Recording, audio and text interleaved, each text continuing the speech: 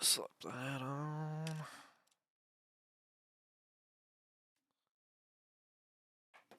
Alright, I think we're ready to get this thing started.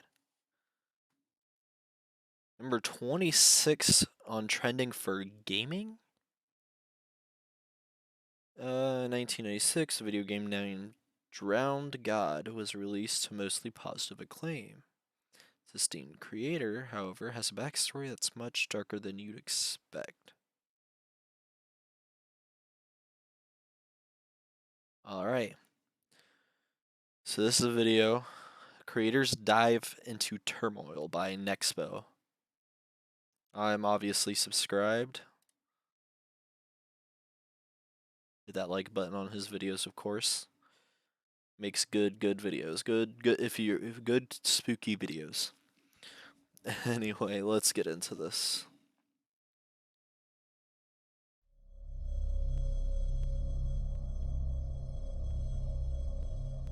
Console conspiracies.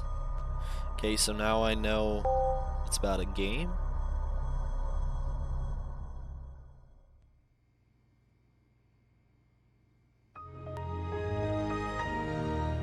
Okay. Oh, right there, Drowned God on the classic Windows XP.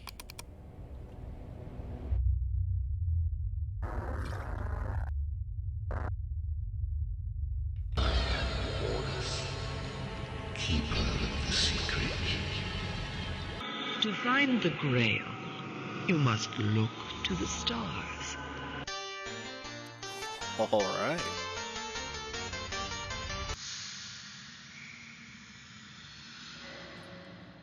Drowned God. Definitely an old game. A 1996 point-and-click video game created by a man named Richard Horn. 1996, it's pretty good also for known 96. as Harry Horse. Stemming from the idea that the scientific origins of humanity are a lie, the game plays like an eerie looking glass into a disturbed mind. The game is, for all intents and purposes, a product of its time, and it was received mostly well. Containing an esoteric mishmash of historical beliefs, the game effectively bombards you with. Well, I mean, for 1996, I mean, look at this.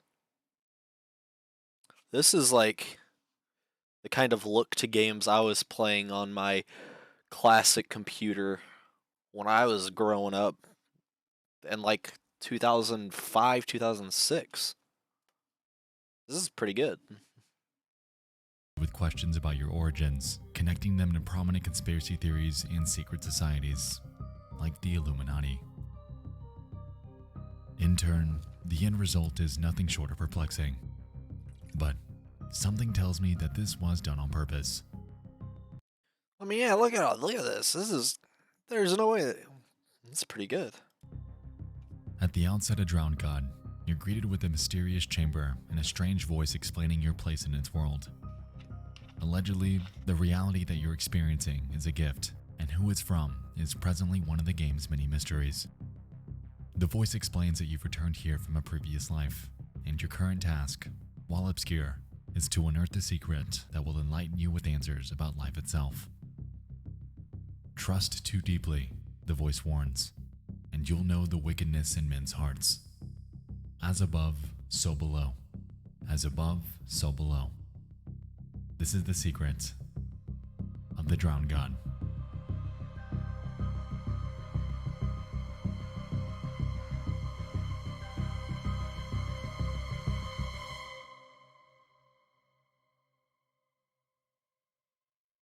Alright. Contains graphic depictions of suicide and violence, which some viewers may find disturbing. Viewers' discretion is strongly advised. Okay, guys, there's your warning right there.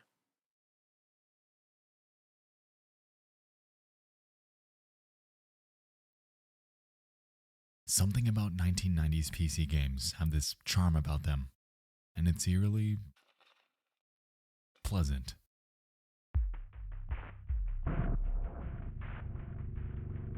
The atmosphere of Drowned God sucks you in, enveloping you within its bemusing lore from the I mean, outset. I guess it The didn't gameplay change is too much rudimentary, from like at least compared to 90s modern to the early standards, 2000s. but back then that was mostly expected. The point-and-click game was nothing new, and Drowned God was, of course, one of many like it. Okay, I can kind of see it now. Sanitarium, Kind of. garage, mist, putt-putt, they were everywhere. What made it special, though, was the fact that it was so outlandish. It had layers, genuine lore, and a wild mishmash of conspiracies, all baked into an eerie little 2-hour package. To enjoy Drowned God meant that you had to believe in it, engross yourself in it, and suspend whatever counterbelief that was baked within your conscience.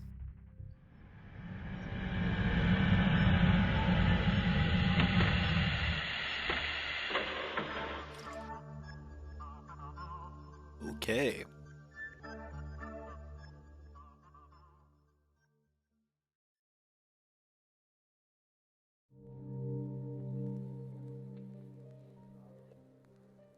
After the introductory monologue, you're left in a chamber called the Bequest Globe. Before you is a terminal, and after entering your name, it assigns you a number, a code name, and then presents you with a synopsis of your past lives. After observing this, a door opens up leading to 2 otherworldly beings named Keither and Malakut that explain that you need to collect 4 ancient relics for the secret of the Drowned God. Obtaining these involves utilizing a time machine mechanic known as the Crypto Wheel that teleports you to the regions in which they're kept.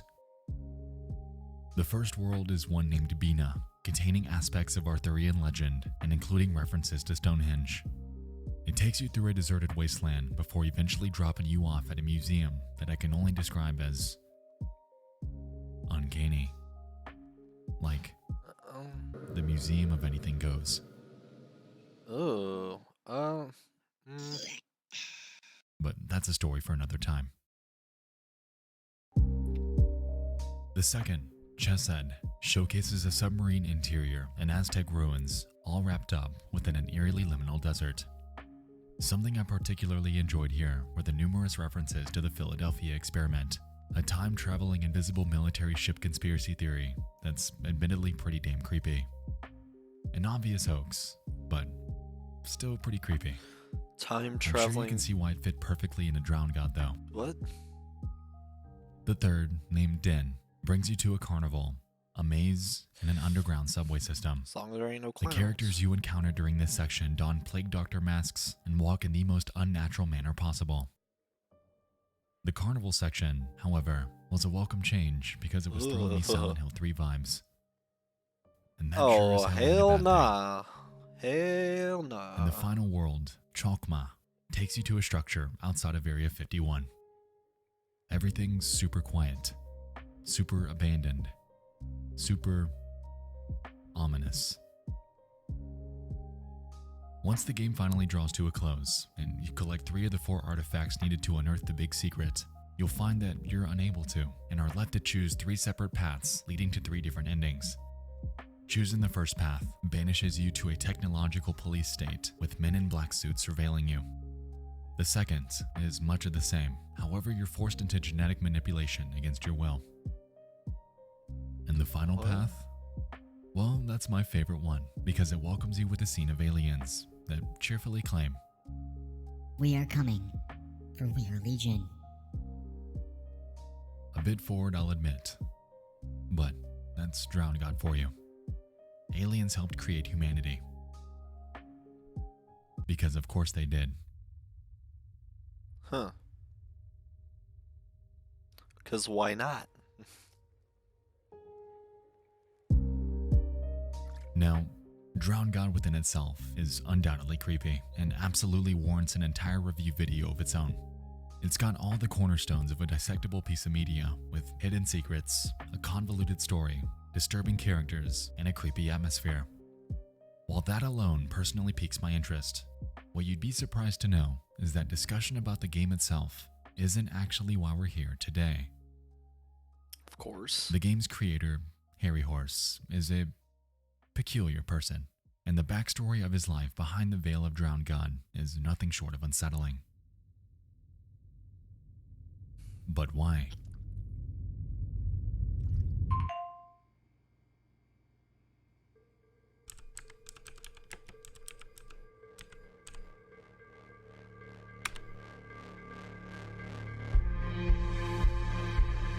Reports had come out nearly a decade after the game's release that Harry Horse had passed away in a Romeo and Juliet-esque suicide pact with his wife Amanda Williamson. The couple allegedly overdosed on painkillers and died in each other's arms, with some outlets describing the scene as deeply moving and the final expression of the great love story that was their life together.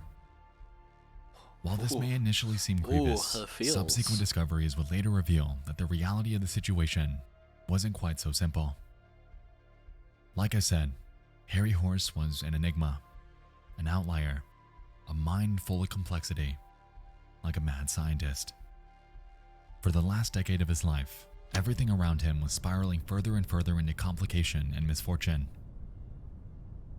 His wife was stricken by an aggressive form of multiple sclerosis, and as a result, Harry would regularly express his growing discontent for how his life was falling into place. The division and method of discovery between this alleged love story suicide pact and the media accounts surrounding it are another curious find as well, as the real details of what happened that night weren't released until months later. The story everyone was made to believe, this romantic tragedy, actually was a complete lie. In reality, things were much, much darker. Okay, conspiracies. Let me take you to the beginning.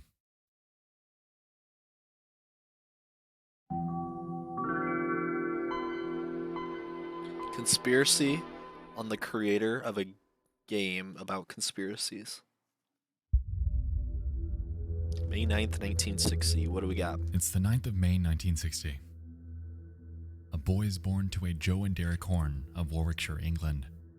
They name him Richard, and he would be the first of 4 children. For most of his childhood, things are pretty good. The family reportedly lived in an upscale farmhouse without much conflict, and from an early age, Richard was known to have a fondness for art, frequently drawing the animals that he'd see on his daily walks with his family. All around, by those that knew him, he was regarded as a considerably friendly and stand-up child with a winning smile. Alright. So an By his upstanding teenage artistic years, child. Richard would become increasingly aware that his life aspirations were at odds with those of his family. For instance, his parents were delighted when he eventually landed a job as a solicitor's clerk at a law firm. However, this occupation opened his eyes to where his passion truly was. Not in law, but in art. After quitting a short while later, and around the time he turned 18, he'd leave his home for Edinburgh, Scotland in hopes of sneaking into college art classes. He changed his name from Richard Horn to Harry Horse around this time as well, which his family believes was his method of burying his past life entirely. A rift that we'll soon find noteworthy. Alright. If you look like a student and you act like a student, then you basically are one. Harry claimed was his philosophy at Edinburgh University, and it seemed to have ultimately paid off, as just 5 years later, he'd release his debut children's book to remarkable success. His method of pulling this off, however, involved a significant amount of lying and persuasion. Allegedly, he had contacted the would-be publisher That is a Canongate, creepy posing monster. as an agent and claiming that they should check Harry's work out. Needless to say, he ultimately landed that interview, and the rest is history.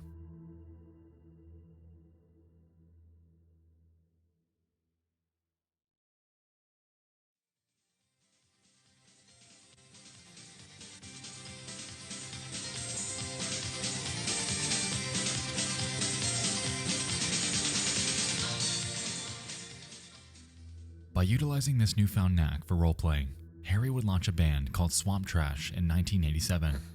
It was during this phase of his life that he would meet the woman he'd marry, named Amanda So he Williamson. wrote a book.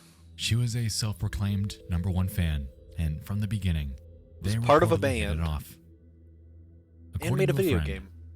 Harry was besotted with Amanda, and she was a sinner of sublime stillness. Something Harry reputedly needed, since, according to those close to him, he was prone to sudden outbursts of rage. From coworkers to bandmates, what most were unaware of was the fact that Harry would lash out for seemingly no reason, leaving them frequently taken aback by his polarity. "I hate fucking dealers. They're the parasites of the art world. Profit margin obsessed, greedy individuals with no true understanding of art," he once unloaded Alright. onto a Scotland art dealer. It was because of this notion that his peers would see him as a nice guy, no doubt. However, he had his demons and was undoubtedly unpredictable. Yeah, a little bit. Hmm.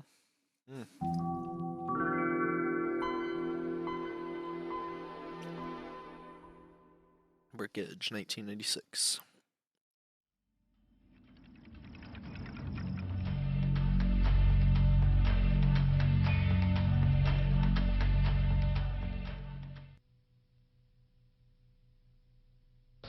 The game is about an alternative interpretation of the history of mankind. The whole mystery of Drowned God is based on Atlantis and the position of these star constellations that form the same constellation as the Giza pyramids, the ground layout. It's a puzzle game. Basically, the whole thing is unlocking a gigantic secret. And the game is thought about as a long crescendo from near ignorance into These are definitely the initiation higher of a minds new at work knowledge, here. which is genuine. You leave the game significantly with more between your ears and your heart, maybe, than you had when you started it. Having taken up an interest in conspiracy theories, Harry utilized his forgery and role-playing skills to craft a false manuscript dated 1846 that outlined an alternative history of the dawn of mankind. He impersonated an 18th century poet named Richard Henry Horne to pull this off, not to be confused with Harry Horse's birth name. According to Harry, Henry Horne took great interest in the legend of the Sons of God, and it was exactly the subject of my forgery. A wild Talk coincidence about according to him, coincidence. but it was one that largely due Hey, to Moonshine Bandits, how's it the going? basis for the Drowned God storyline. Okay, so hold on. Richard Horne, who left his family behind and changed his name to Harry Horse, then ended up some kind of forgery for an historic guy whose name was Richard Horne, which was also his birth name, but that's completely coincidental. Okay. By Halloween night of 1996, the game was released and was generally well received, selling over 34,000 copies in just 2 weeks. To be fair, it looked like a pretty good game. Described by some as the strangest, creepiest, most psychedelic adventure game I've yet to come across. It was safe to say that Harry had crafted something special. So special that he had planned a sequel named Cult to eventually tie the Drowned God story together. However, due to events that would soon transpire, that sequel would never see the light of day. Of course.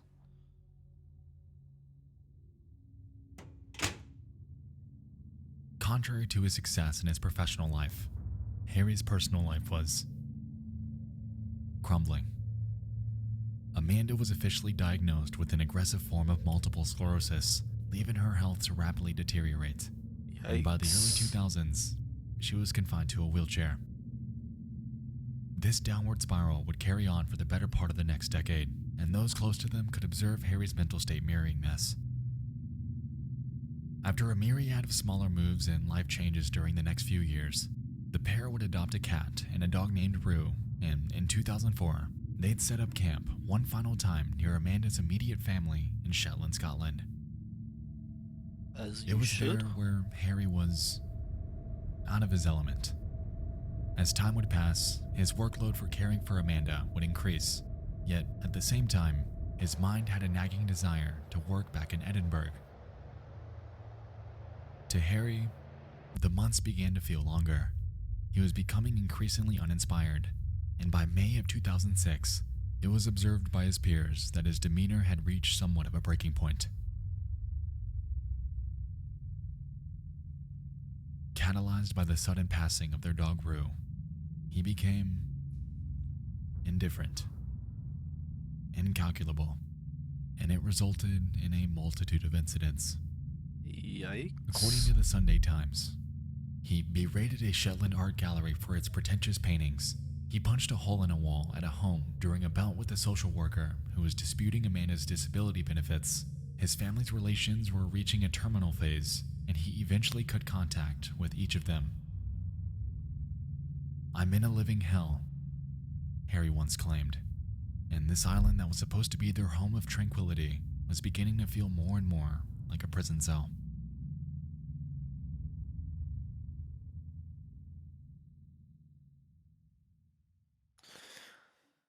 Yeah, things just are not going good for him. And then 2007, the incident.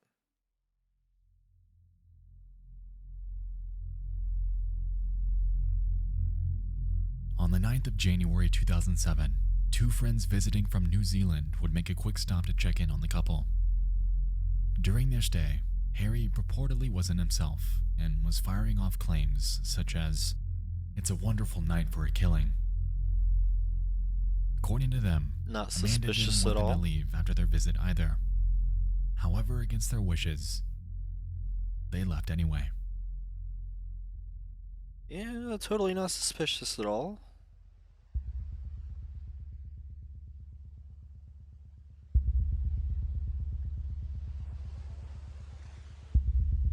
I would be totally worried about it. 9:40 a.m. January 10th. On their way to the airport, the two friends returned to the house to retrieve a jacket that they left behind. The front doors open, and they head inside. Instead of being greeted by the couple, however, they encounter something a bit more grotesque. Their new dog and their cat are stabbed to death. Amanda is seen Whoa. with over 30 stab wounds and a broken blade stuck within her. Harry's discovered with over 47 wounds on his arms and torso and mutilated genitals. The pair are lying close together on her bed. There's blood on the floor, the windows, the walls, and the scene is unlike anything they've ever witnessed.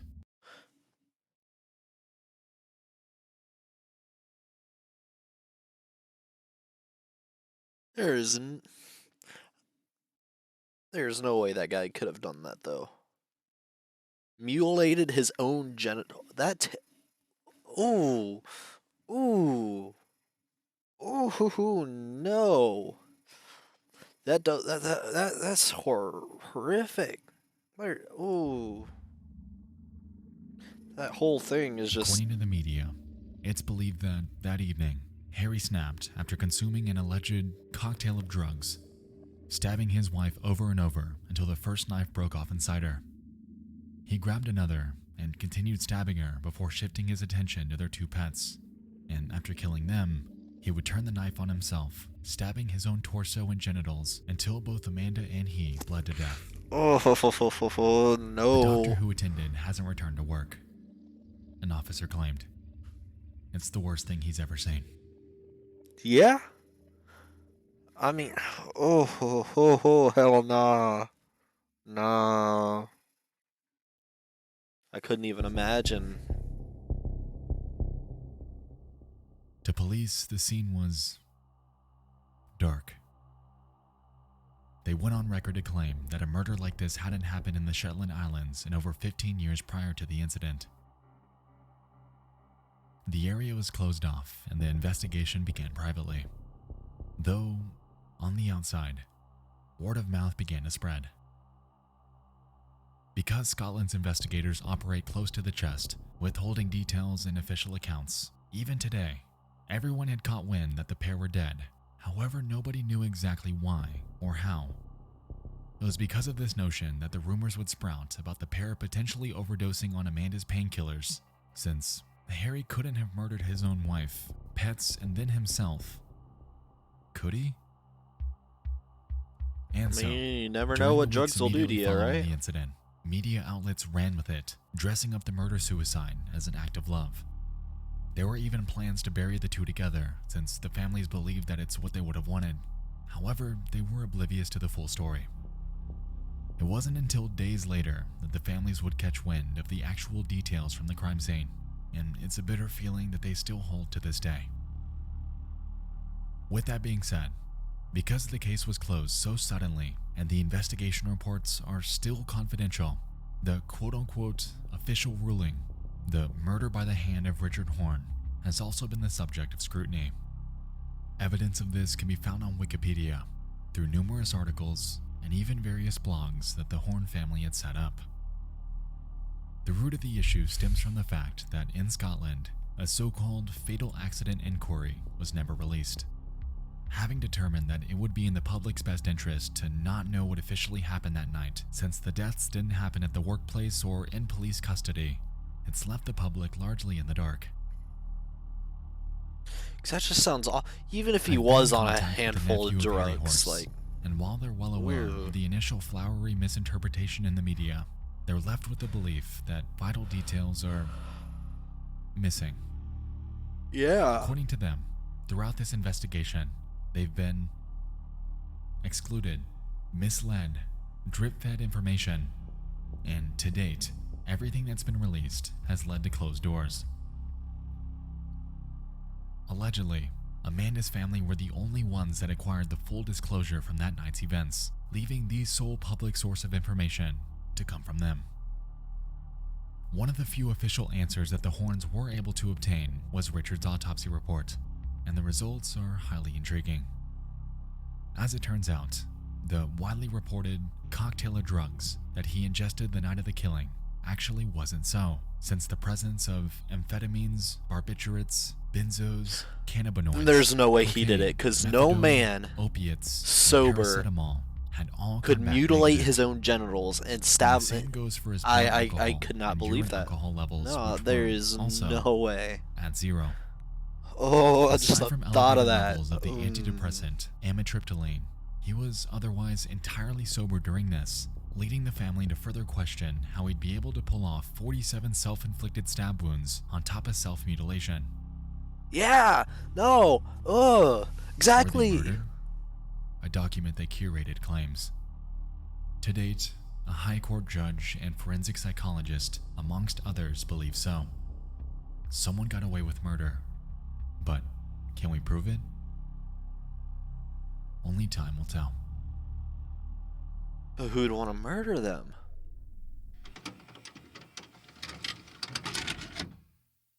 Alright, Nexpo from the future here. The video's done, and I'm jumping back in here real fast with a quick addendum.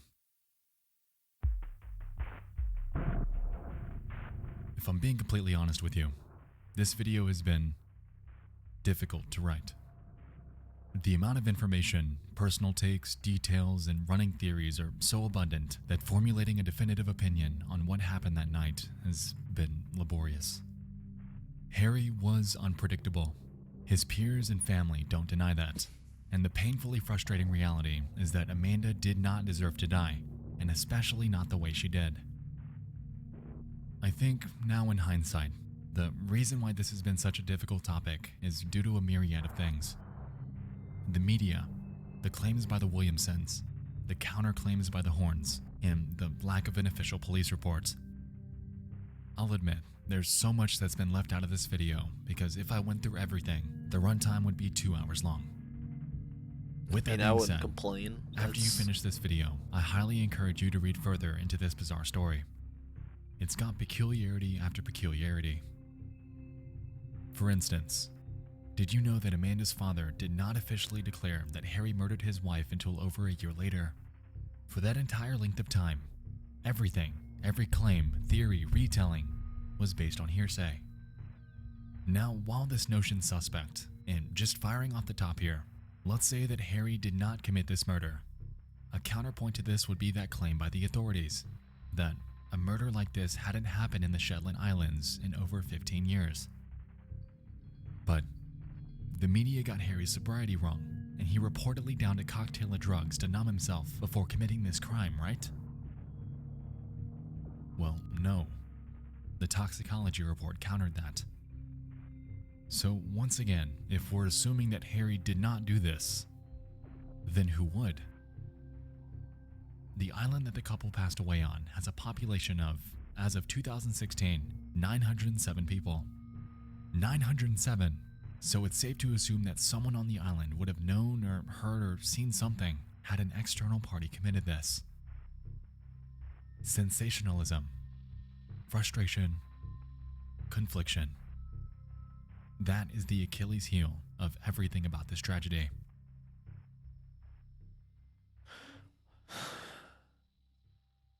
Because if he was, I just cannot believe if he was sober, he would be able to mutilate and stab the hell out of himself. The story of Amanda Oh. Williamson in Harry Horse is a metaphorical amalgamation of tension, devolvement, and madness. After leading a life of lies, Harry Horse had found great success in his Even if he professional was life. insane, However, even if he the had fallen reflection of insane. himself and his personal ultimately created a character that he grew further and further from recognizing. The events that played out that night are the summit, the breaking point of a relationship that could have been, should have been so much better, yet the circumstances that surrounded them ultimately crumbled into calamity. It's been regarded by many as the perfect catastrophe rooted in lunacy. Killing the ones you love before turning the knife upon yourself is a testament to the burning resentment that was buried within him all along. Well, at least that's how it was portrayed in the media. And that's the main issue with this entire predicament. It's one that's wrapped up in he said, she said, media sensationalism, and journalistic misinformation. Ultimately, cruel distortion or not, this entire affair has taught us to never take anything at face value. Whether the events that played out on January 10th were a gruesome murder-suicide by an unpredictable husband that lost his mind, or were the work of an external group of individuals that got away with homicide, what's undeniable is the notion that the legal system in Scotland is frustrating, ultimately leaving us with limited information on not only Harry Horse himself, but Amanda Williamson, their families, and everyone else that surrounded them.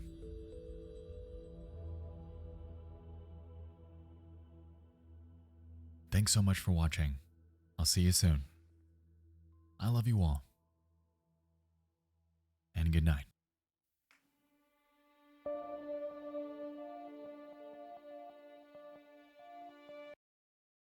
Alright, and this is just the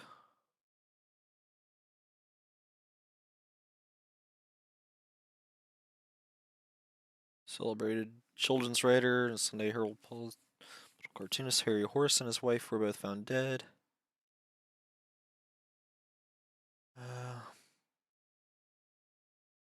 Harry spoke openly about depression. The cartoons in the Sunday Herald grew darker and darker, and last month he published a poem quoting Schopenhauer on the right to a freely chosen death. All his heroes, he said, were dead. And the visitors exposed the death pact as murder. Harry Horse is now said to have stabbed his wife and their pets before killing himself. It is said they died peacefully in each other's arms. Suicide pact, but the truth is Harry is just emerging here. It's horrific ending of the fairy tale romance. Yeah, no. As no matter how insane somebody is, there's no way I could believe they would be able to mutilate and stab the hell out of themselves sober. Which, if it is true, the autopsy came back, he was completely sober, no alcohol, no drugs, no nothing. I cannot believe that he's the one who did it. There's just no way. That is insane.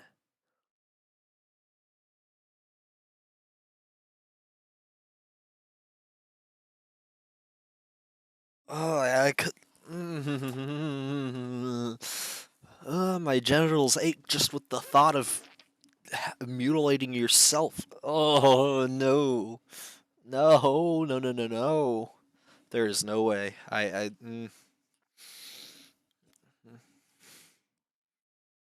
No. There's no way. No, no way.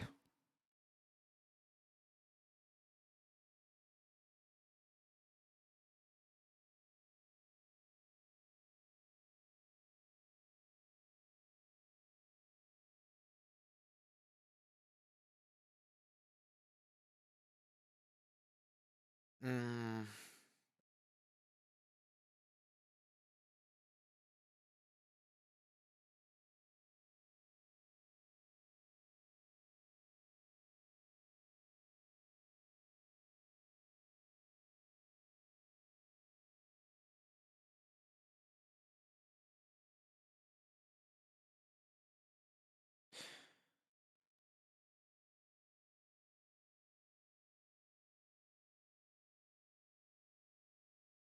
Uh,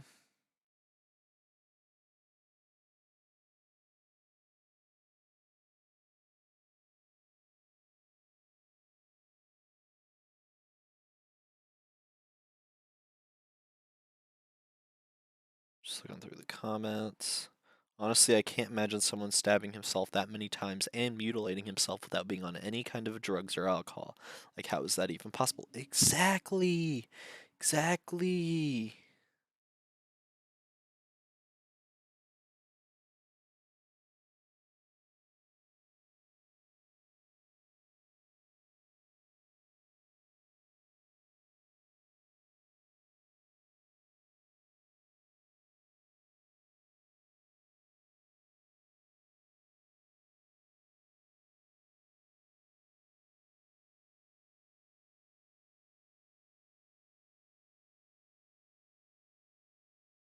Oh. Yeah, that is just. I couldn't. Alright, guys. That was a creator's dive into Turmoil by Nexpo. If you're watching this on YouTube, please let me know what you thought about it down in the comments below, because. Oh. Yeah. Alright.